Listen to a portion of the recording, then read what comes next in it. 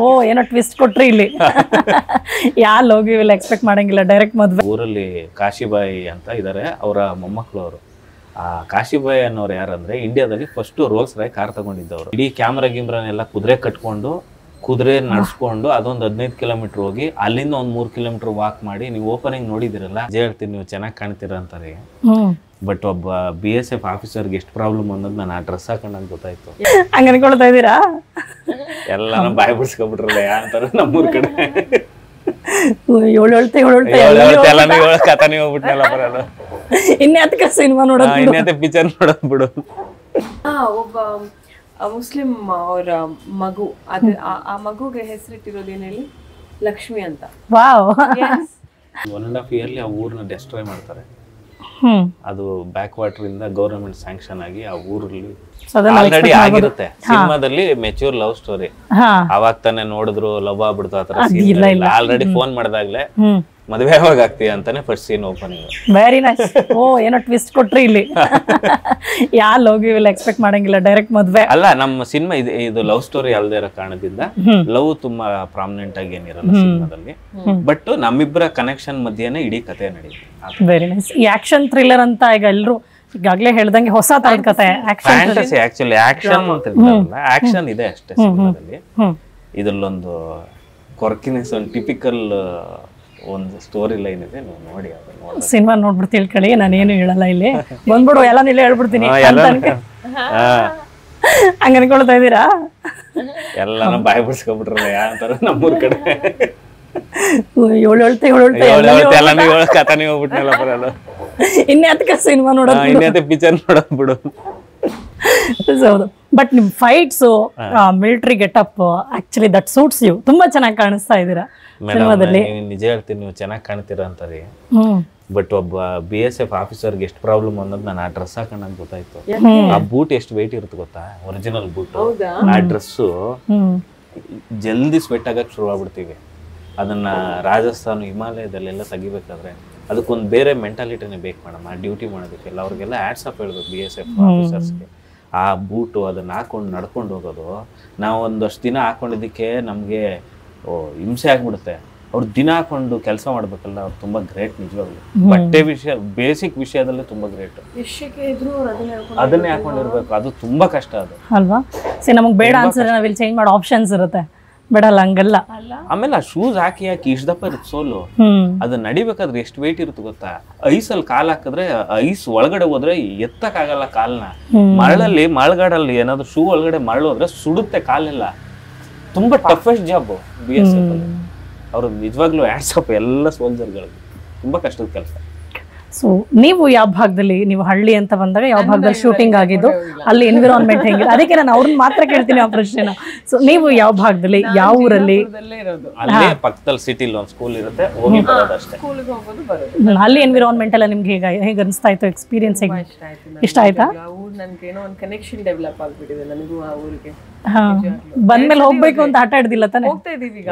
ಹೌದಾ? ಹೋಗ್ತಾ ಇದೀವಿ, ಮತ್ತೆ ಪ್ರಮೋಷನ್ ಮಾಡಕ್ ಹೋಗ್ತಾ ಇದೀವಿ. ಯಾಕಂದ್ರೆ ಅದು ನೆಕ್ಸ್ಟ್ ಇಯರ್, ಇನ್ನೊಂದು 1.5 yearಲಿ ಆ ಊರ್ನ ಡೆಸ್ಟ್ರಾಯ್ ಮಾಡ್ತಾರೆ.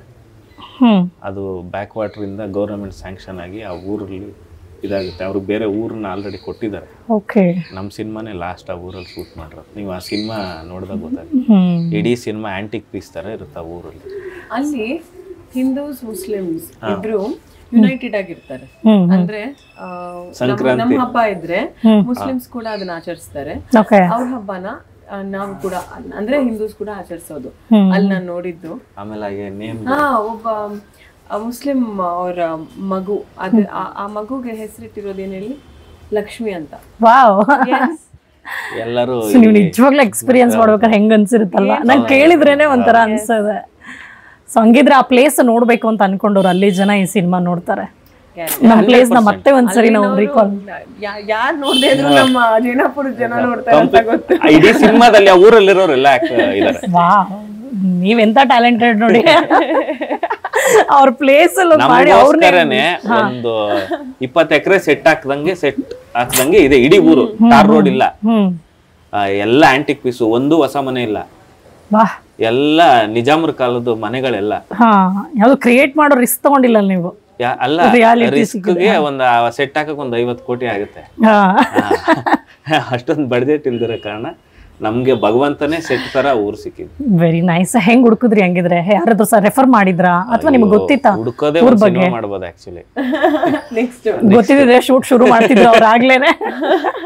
ಏನಂದ್ರೆ ನಾನು ಬಿಜಾಪುರಕ್ಕೆ ಹೋದ್ವು, ಈ ತರದೊಂದು ಹಳ್ಳಿ ಬೇಕು ಐಡಿಯಾ ಇತ್ತು, ಸ್ಕೆಚ್ ಅಲ್ಲಿ ಹಿಂಗ್ ಇರ್ಬೇಕಂತ. ಓಡಾಡಿ ಒಂದ್ ಜಾಗ ಸಿಕ್ಕಿದ್ರೆ ಇನ್ನೊಂದ್ ಸಿಗಲ್ಲ, ಎಲ್ಲವೂ ಅಲ್ಲಲ್ಲೇ ಆಗ್ಬೇಕು. ಒಂದೊಂದ್ಸರಿ ಶಿಫ್ಟಿಂಗ್ ಮಾಡಕ್ ಆಗಲ್ಲ. ಹುಡುಕಿ ಒಂದು 500 ಕಿಲೋಮೀಟರ್ ಓಡಾಡ್ದು. ಇಲ್ಲಿಂದ 500 ಕಿಲೋಮೀಟರ್ ಹೋಗಿದೀವಿ, ಅಲ್ಲಿ ಸುತ್ತ ಒಂದು 500 ಕಿಲೋಮೀಟರ್ ಓಡಾಡ್ದು. ಯಾವ್ದು ಸಿಕ್ಕದೆ ಒಂದ್ 6-7 ದಿನ ಹುಡುಕಿ ಬೇಜಾರಾಗಿ ದಿನ ಒಂದ್ 150 ಕಿಲೋಮೀಟರ್ ಓಡಾಡ್ತಾ ಇದ್ವಿ. ಬೇಜಾರಾಗಿ ಈ ಜೈನಾಪುರ ಇದೆಯಲ್ಲ, ಅದನ್ನ ಊರಿಂದ ಹೊರಗಡೆ ಎಂಟ್ರಿ ಆಗ್ಬಿಟ್ಟಿದ್ದೀನಿ. ನಾನು ಊರ್ ಒಳಗಡೆ ನೋಡೇ ಇಲ್ಲ.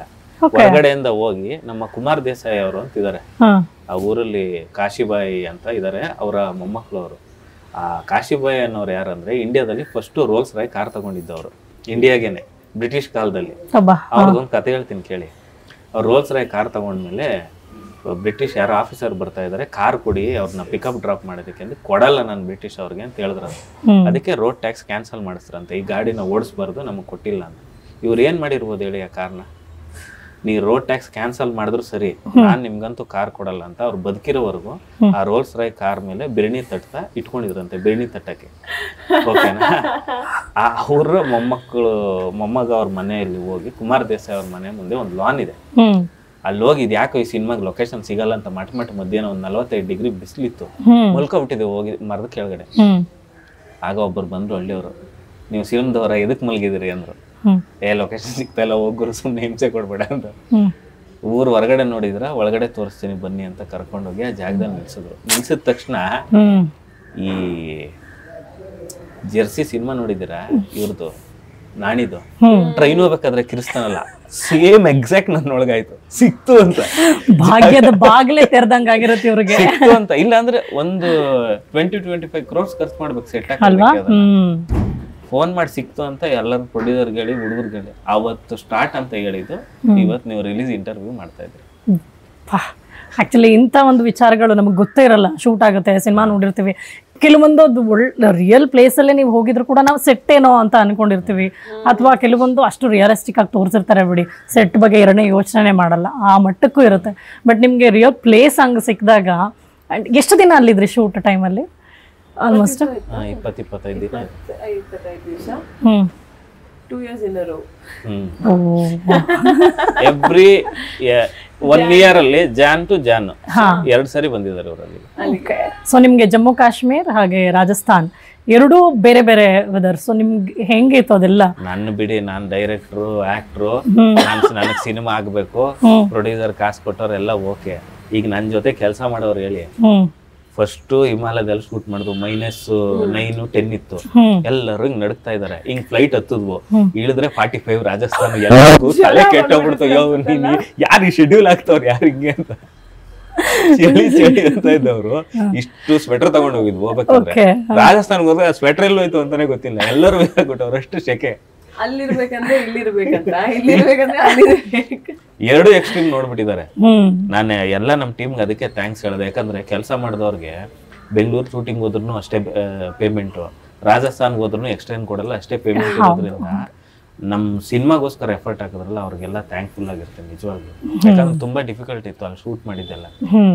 ಏನಂದ್ರೆ ಅಲ್ಲಿ ಬೆಳಗ್ಗೆ 6:30 ಇಂದ 10 o'clock ವರೆಗೆ ಶೂಟಿಂಗ್ ಮುಗಿಸ್ಬೇಕು, ಇಲ್ಲಾಂದ್ರೆ ಮರಳಲ್ಲಿ ಕಾಲಿಡಕ್ಕಾಗಲ್ಲ, ಅಷ್ಟು ಬಿಸಿ ಆಗ್ಬಿಟ್ಟಿರುತ್ತೆ. ಅದಕ್ಕೆ ಅವರು 3 ಗಂಟೆಗೆ ಎದ್ಬಿಟ್ಟು ಅಲ್ಲಿಂದ ಒಂದು 20 ಕಿಲೋಮೀಟರ್ ಕಾರಲ್ಲಿ ಜರ್ನಿ ಮಾಡಿ ಅಲ್ಲೋಗಿ ಶೂಟ್ ಮಾಡ್ಬೇಕು ರಾಜಸ್ಥಾನಲ್ಲಿ. ಹಿಮಾಲಯದಲ್ಲಿ ಏನ್ ಪ್ರಾಬ್ಲಮ್ ಅಂದ್ರೆ, ಹಿಮಾಲಯದಲ್ಲಿ ನಾವು ಐಸು ತುಂಬಾ ಹತ್ರ ಇದೆ ಅನ್ಕೊಂಡಿದ್ದು, ಅದು ಸಿಗ್ಲಿಲ್ಲ. ತುಂಬಾ ಒಂದು 15 ಕಿಲೋಮೀಟರ್ ದೂರ ಇತ್ತು. ಇಡೀ ಕ್ಯಾಮ್ರಾ ಗಿಮ್ರಾನೆಲ್ಲ ಕುದುರೆ ಕಟ್ಕೊಂಡು, ಕುದುರೆ ನಡೆಸ್ಕೊಂಡು ಅದೊಂದು 15 ಕಿಲೋಮೀಟರ್ ಹೋಗಿ ಅಲ್ಲಿಂದ ಒಂದು 3 ಕಿಲೋಮೀಟರ್ ವಾಕ್ ಮಾಡಿ. ನೀವು ಓಪನಿಂಗ್ ನೋಡಿದಿರಲ್ಲ, ನೋಡಕ್ ಚೆನ್ನಾಗಿ ಕಾಣುತ್ತಾನೆ, ಎಫರ್ಟ್ ಅಷ್ಟಿದೆ ಆ ಶಾರ್ಟ್. ಈಗ ಗೊತ್ತಾಗ್ತಾ ಇದೆ ಆಕ್ಚುಲಿ ಅವ್ರು ಹೆಂಗ್ ಅದೆಲ್ಲ ಫೇಸ್ ಮಾಡಿರ್ಬೇಕು. ಎಷ್ಟೋ ಜನಕ್ಕೆ ನಡ್ಕೊಂಡು ಹೋಗ್ಬೇಕಾದ್ರೆ ಚಳಿಗೆ ಹಿಂಗ್ ಕತ್ತಿಂಗ್ ಲಾಕ್ ಆದ್ರೆ ಹಂಗೆ ಬರೋರು, ಆಮೇಲೆ ಸ್ವಲ್ಪ ಬಿಸಿನೀರ್ ಹಾಕಿ ಸರಿ ಮಾಡ್ಕೊಂಡು ನಡೆಯೋಣ, ಆ ಥರದ್ದೆಲ್ಲ ಮಾಡಿದ್ರು. ಸೊ ನೀವು ಅದ್ಯಾವುದೋ ಎಕ್ಸ್ಪೀರಿಯನ್ಸ್ ಮಾಡಕ್ ಆಗಿಲ್ಲ ಈ ಸಿನಿಮಾದಲ್ಲಿ? ಅಂದ್ರೆ ನಮ್ ಸಿನಿಮಾದಲ್ಲಿ ಏನಂದ್ರೆ ಒಳ್ಳೆ ಲೊಕೇಶನ್ ಹೋಗಿ ಡ್ಯಾನ್ಸ್ ಮಾಡೋದು ಆ ಥರದ್ದೆಲ್ಲ ಏನಿಲ್ಲ. ನಿಮ್ಮ ಸಿನಿಮಾದಲ್ಲಿ ಈಗ ಸಾಮಾನ್ಯವಾಗಿ ನಿಮ್ಮ ಸಿನಿಮಾ ಅನ್ನೋದಕ್ಕಿಂತ ಎಲ್ಲ ಸಿನಿಮಾಗಳು ತಗೊಂಡ್ರು ಕೂಡ ಒಬ್ಬ ಮ್ಯೂಸಿಕ್ ಡೈರೆಕ್ಟರ್ ಹೀರೋ ಅಂತಲೇ ಹೇಳ್ಬೋದು, ಸಿನಿಮಾದ ಒಬ್ಬ ಹೀರೋ ಅಂತ ಕೂಡ ಹೇಳ್ಬೋದು. ಸೊ ನಿಮ್ಮ ಸಿನಿಮಾದ ಮ್ಯಾಜಿಕ್ ಮ್ಯೂಸಿಕ್ ಕೂಡ ಇದೆ.